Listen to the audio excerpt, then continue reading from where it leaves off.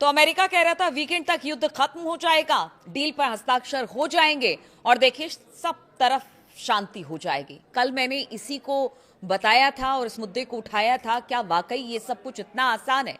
नमस्कार, मैं हूं नीलू। आज मैं आपको दो तीन बड़ी खबरें दूंगी। आज 13 जून है और 13 जून को दो तीन बड़ी खबरें आई हैं इस डील से जुड़ी हुई। अमेरिका से कुछ खबरें निकलकर सामने आ रही है कि आखिर अमेरिका जो है वो परसों तक जो कह रहे थे ट्रंप की देखिए बड़ा हमला होगा, उससे पीछे क्यों हो गया, और साथ ही साथ यूएई और ईरान के बीच में भी कुछ बात निकलकर सामने आई है, उसकी भी जानकारी मैं आपको दूंगी। तो देखिए शुरुआत करते हैं कि अमेरिका के साथ डील के मुद्दे पर ईरान के अंदर दो फाड़ की स्थिति इस वक्त बनती जा रही है। ऐसा कहा जा रहा है कि जो बाहर से दिखाई देने लगा है।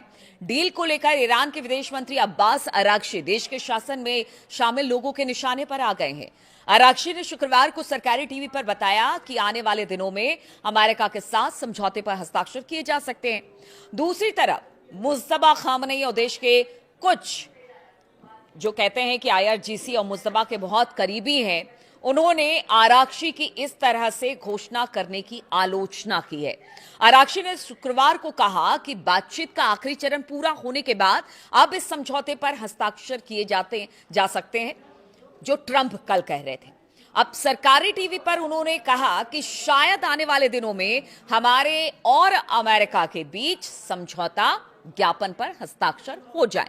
उन्होंने यह भी बताया कि ये हस्ताक्षर डिजिटल और दूर से किए जाएंगे, यानी कोई भी आमने सामने एक मंच पर नहीं बैठेगा, आमने सामने बातें नहीं होंगी, बस एक कहते हैं ना कि डिजिटल हस्ताक्षर हो जाएंगे और सब कुछ हो जाएगा। देखिए ये भी खबर आ रही है, एक MOU है अमेरिका ने जो किया है, और ये कोई लॉन्ग टर्म के लिए नहीं है।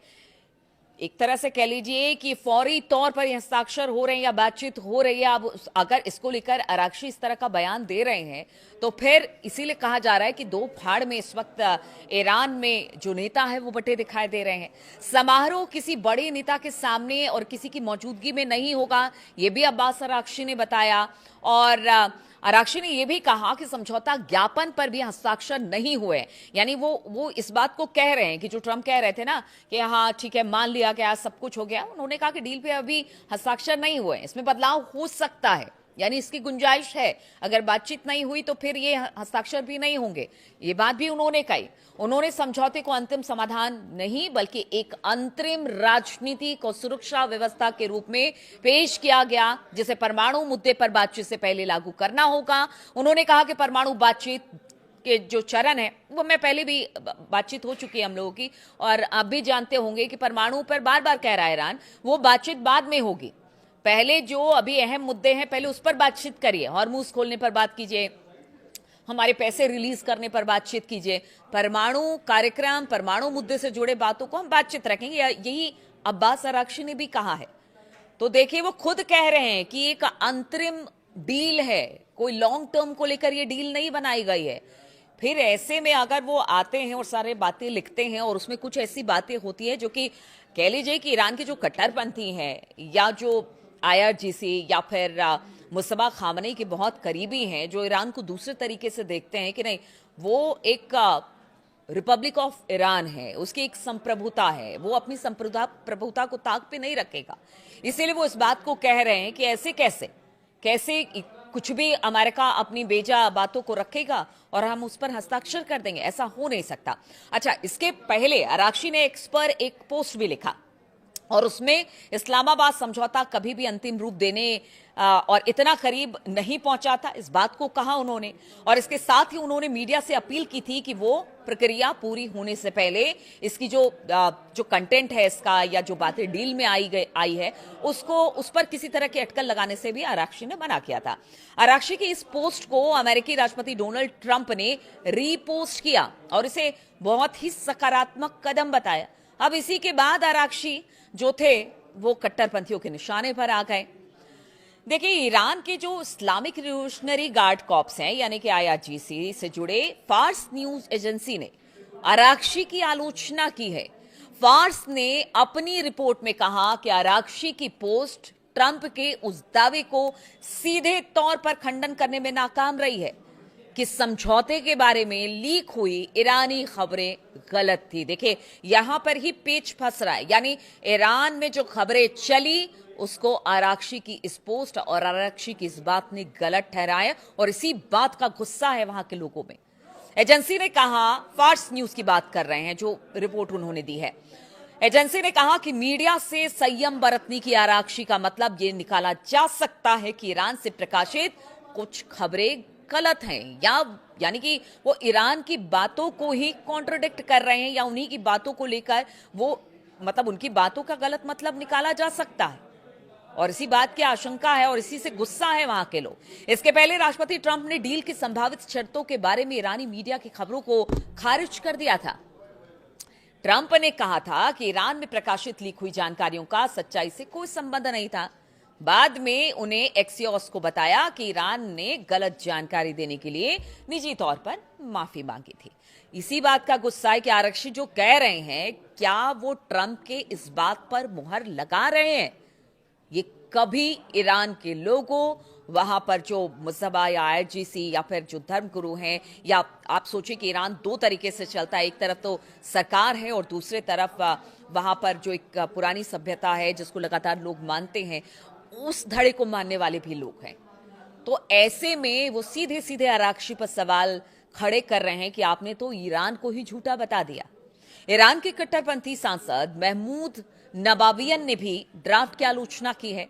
नबाबियन ने कहा कि समझौते का टेक्स्ट देखने के बाद मुझे कहना होगा कि पिछले 2 संस्करणों की तुलना में अधिक नुकसानदेह है और ईरान ने इसमें ज्यादा पीछे कदम हटाए हैं। वहीं शुक्रवार को नमाज के बाद कई नेताओं ने समझौते को लेकर चेतावनी दे दी है। कहा है, सुप्रीम लीडर मुस्तफा खामनेई की मंजूरी के बिना कोई भी समझौता स्वीकार नहीं होगा। आप कितनी भी बातचीत कर लीजिए, लेकिन जब तक मुस्तफा खामनेई किसी भी डील पर समझौता नहीं करते हैं, हस्ताक्षर नहीं करते हैं, अपनी स्वीकार्यता नहीं देते हैं, तब तक वो डील नहीं मानी जाएगी। यानी एक तरह से साफ हो गया। अब ऐसे में इसीलिए तो पूछ रही थी कि क्या ट्रंप जो वीकेंड में सब कुछ ठीक होने की बात कर रहे थे, डील पर हस्ताक्षर करने की बात कर रहे थे, वो वाकई हो पाएगा? नामुमकिन लगता है इस खबर के बाद। तो देखिए ईरान लड़ रहा है और इसलिए जो आराक्शी के इस तरह के समझौते से वहां के लोग खफा हैं, वहां के पुराने नेता खफा हैं। उन्होंने कहा कि देखिए हमने अमेरिका से युद्ध लड़ा, हमने कभी उनकी बेचा शर्तों को नहीं माना, तो अब कैसे मान ले? अब ऐसे ही मान ले कि मतलब हाँ ठीक है, युद्ध रोकना है तो मतलब ईरान की तमाम शर्तों को ताक पर रख दे और उनकी बात मान ले। ऐसा नहीं होगा। बात ईरान और जनता के हित में होगी, हमें स्वीकार है, वरना नहीं। और इसी बीच एक और बड़ी खबर सामने आ रही है। अमेरिका ईरान के बीच विवाद और समझौते में देरी की एक वजह तेहरान का संवर्धित यूरेनियम, यानी कि यूरेनियम इनरिचमेंट रहा है। अमेरिका की कोशिश है कि किसी तरह से भी इस संवर्धित यूरेनियम को ईरान से निकाल लिया जाए। अमेरिकी सेना ने ईरान में घुसकर जो यूरेनियम इनरिचमेंट था उसको कब्जे में लेने के लिए एक विशेष ऑपरेशन की योजना भी बनाई थी, लेकिन देखिए उन्होंने गिव अप कर दिया। और क्यों किया? ईरान की वजह से। ईरान में जो घुसेगा, बार बार वहां के नेता ये कहते रहे, फिर वो जिंदा वापस नहीं आएगा। और इसके पीछे बहुत सारी वजह है और इसे बहुत सीक्रेटली प्लान किया गया था कि वहां घुसेंगे अमेरिकी सेना, वहां से जो इनरिच्ड यूरेनियम है निकालेंगे और चले जाएंगे। लेकिन ये सब इतना आसान है क्या? लेकिन बाद में आगाह किया गया ट्रंप को, देखिए यहां बहुत खतरा है और इसकी इजाजत मत दीजिए। और बाद में ट्रंप ने भी इसकी इजाजत नहीं दी, इनकार कर दिया। CNN ने एक रिपोर्ट दी है और उनके अनुसार बताया जा रहा है कि मई के आखिर में अमेरिका के टॉप जनरल ने फ्लोरिडा में यूएस सेंट्रल कमांड हेडक्वार्टर का गुपचुप दौरा किया। उन्हें ईरान में जमीनी सैनिक भेजकर वहां से हाईली एनरिच्ड यूरेनियम, यानी जिसे हथियार बनाया जा सकता है, उसको जब्त करने की अमेरिका की सेना की योजनाओं के बारे में पूरी जानकारी दी गई। यूएस सेंट्रल कमांड हेडक्वार्टर की यह ब्रीफिंग इतनी जरूरी थी कि जॉइंट चीफ ऑफ स्टाफ के चेयरमैन जनरल डैन केन को 19 मई को ब्रुसेल्स में नाटो के सीनियर अधिकारियों की मीटिंग छोड़कर वापस आना पड़ा।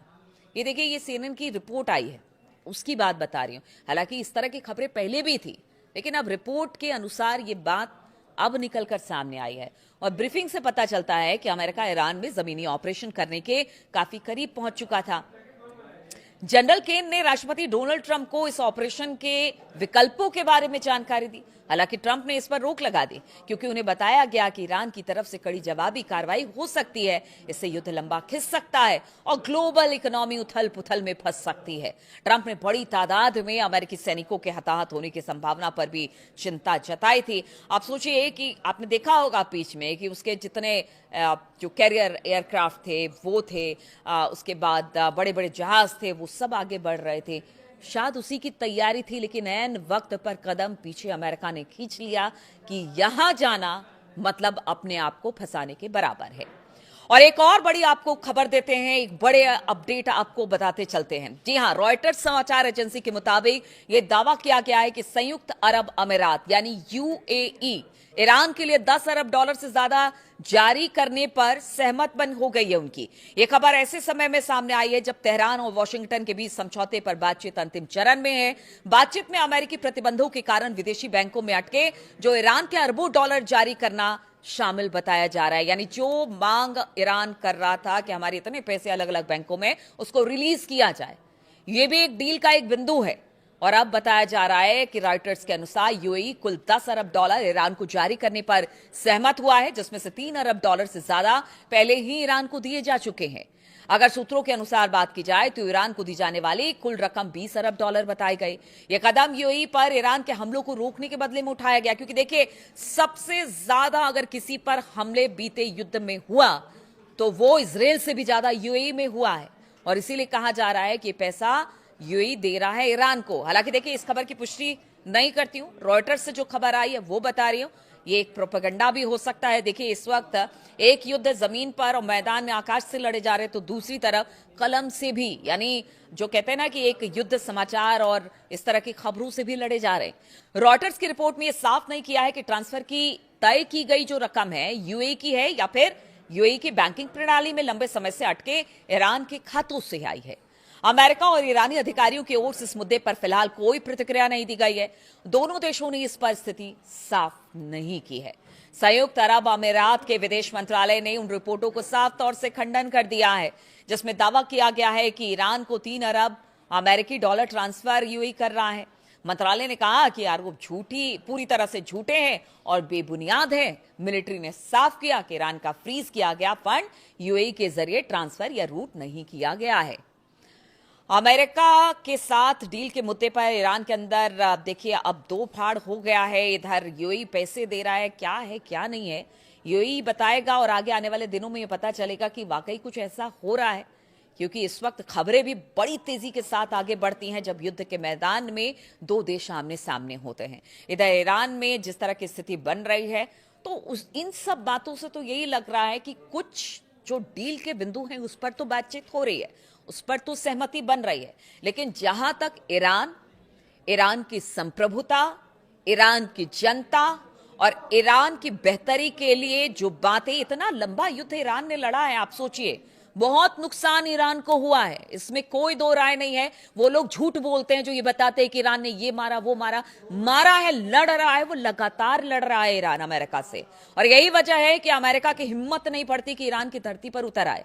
लेकिन देखिए ईरान को नुकसान भी बहुत हुआ है। अब ऐसे में इतने नुकसान के बाद अगर आप अमेरिका के आगे झुक जाएंगे तो फिर इस लड़ाई का क्या होगा? आप ईरान की जनता ने जो अपना सब कुछ दांव पर लगा दिया है उसका क्या होगा? इसीलिए जिस तरह से खबर आई और बताया ये गया कि देखिए अब्बास अराक्ची ने जो कहा वो अपनी बातों को ही, यानी ईरान के जो खबरें आई या बाकी चीज आई उसको ही कॉन्ट्रोडिक्ट करता हुआ ये पूरा बयान था। इसी वजह से अब नाराजगी वहां पर देखी जा रही है। लेकिन हाँ, जहां तक डील की बात है वो तो फिलहाल इस वक्त दिखाई नहीं दे रहा है। अब ऐसे में ट्रंप करेंगे क्या होगा इस डील का?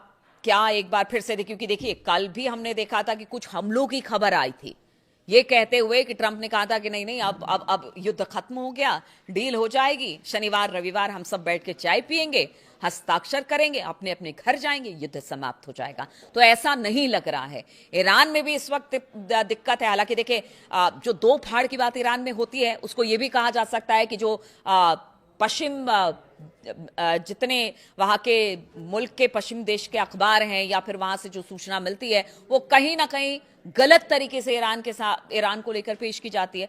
तो अब इसमें क्या सच्चाई है क्या नहीं है नहीं पता, लेकिन फिलहाल ईरान के रुख से तो यही लगता है कि जब तक उसकी बात नहीं मानी जाएगी तब तक डील नहीं होगी।